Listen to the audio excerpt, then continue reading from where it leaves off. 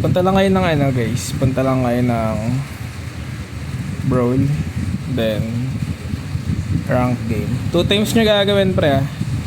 Then Brawl ulit, tapos rank game. Tapos switch nyo lang ulit sa Brawl. Then start nyo lang yung game.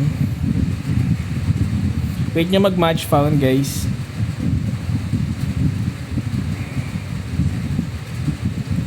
Ito yung dito pwede sa wifi ah. Data lang. Any SIM naman to pre.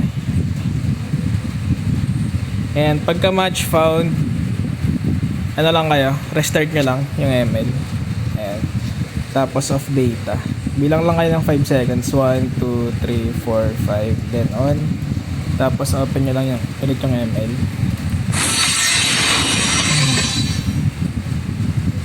And pagka on nyo ng ML, all goods na yan. And once na mag 0-0 yan guys, okay na yan. Tapos punta lang kayo ng rank game, switch nyo lang. Ayan. Pwede nyo na lang invite yung kasama nyo. Any CS to man any CS pa rin to. Yun lang guys, thank you.